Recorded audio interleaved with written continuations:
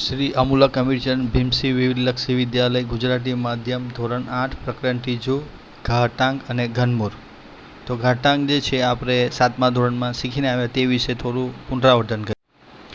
ઘાતાંકની મૂળભૂત સંકલ્પનાઓ।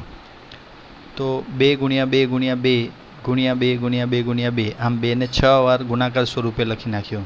તો ઘાતાંકિત સ્વરૂપે જો એને લખવું હોય તો 2 ની 6 ઘાત લખાય, જેમાં પાયો જે છે એ 2 છે અને ઘાત જે છે 6 છે। એનું વાંચન કરવું હોય તો 2 ની 6 ઘાત વંચાય।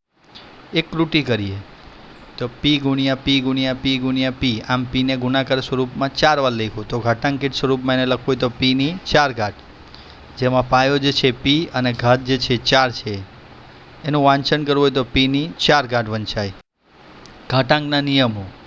તો આપણે ઘાતાંકના નિયમો આગળ શીખીને આવ્યા। પહેલો નિયમ છે b નો m ઘાત ગુણ્યા b નો n ઘાત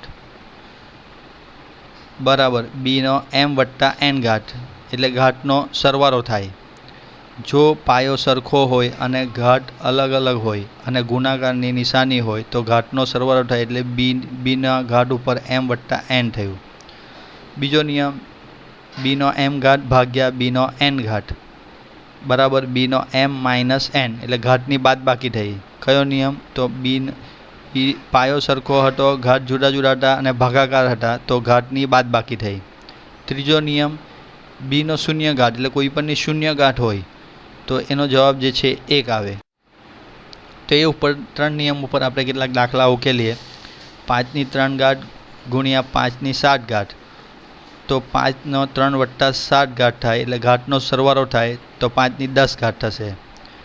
11 નો 6 ઘાત ભાગ્યા 11 નો 4 ઘાત, તો ભાગાકાર છે એટલે ઘાતની બાદબાકી થાય, તો 11 ને ઉપર 6 માઇનસ 4 એટલે 11, 6 માંથી 4 જશે તો 11 ની 2 ઘાત થશે। 109 નો શૂન્ય ઘાત છે, તો કોઈ પણની શૂન્ય ઘાત તો આન્સર 1। કેટલાક એક્સ્ટ્રા દાખલા ઉકેલીએ તો 8 ની 11 ઘાત ગુણ્યા 8 ની 2 ઘાત। હવે ગુણાકાર છે, પાયો સરખો છે, ઘાત જુદા જુદા છે, તો ઘાતાંકનો સરવાળો થાય તો 8 ની ઘાતની ઉપર 11 વત્તા 2, 11 વત્તા 2 કેટલા થાય તો 13, તો 8 ની 13 ઘાત થાય। 67 નો 4 ઘાત ભાગ્યા 67 ની 3 ઘાત, તો ભાગાકાર છે, ઘાત જુદા જુદા છે તો ઘાતની બાદબાકી થાય, તો 67 ની ઉપર 4 માઇનસ 3, 4 માંથી 3 જાય તો 67 નો 1 ઘાત થાય। 21 નો શૂન્ય ઘાત, કોઈ પણની શૂન્ય ઘાત હોય તો આન્સર 1। ઘાતાંકના આગળના નિયમો।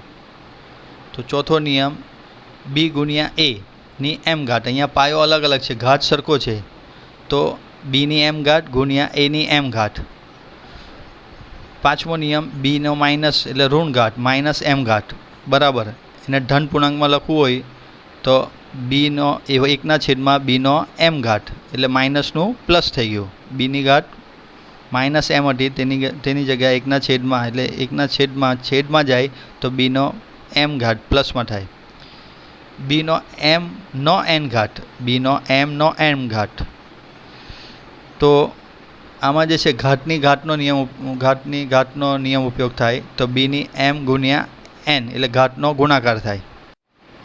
કેટલાક દાખલા ઉકેલીએ તો 12 ગુણ્યા 8 ની 3 ઘાત, તો 12 ની 3 ઘાત ગુણ્યા 8 ની 3 ઘાત। 15 નો માઇનસ 6 ઘાત, હવે ઋણ પૂર્ણાંક છે, ઘાત જે છે માઇનસમાં છે તો એને ધન પૂર્ણાંકમાં લખવું હોય તો 1/15 ની 6 ઘાત। 21 નો 5 નો 3 ઘાત, એટલે 21 ની 5 ઘાતની 3 ઘાત, એટલે ઘાતની ઘાત છે તો 21 નો 5 ગુણ્યા 3 એટલે કેટલા ઘાત થશે 15 ઘાત, 5 તાલી 15 ઘાતનો ગુણાકાર થયો। એક્સ્ટ્રા દાખલા જોઈએ તો 7 ગુણ્યા 19 નો 2 ઘાત, તો 7 ની બી 2 ઘાત અને 19 ની બી 2 ઘાત, પાયો અલગ અલગ તો અલગ અલગ ઘાત આપવા પડે। 2 નો માઇનસ 5 ઘાત, હવે માઇનસ 5 છે તો 1/2 ની પ્લસ 5 ઘાત। 19 ની 4 ઘાત ની 2 ઘાત, તો ઘાતની ઘાત હોય તો 19 નો 4 ગુણ્યા 2, 4 દુ ની 8 એટલે 19 ની 8 ઘાત થાય।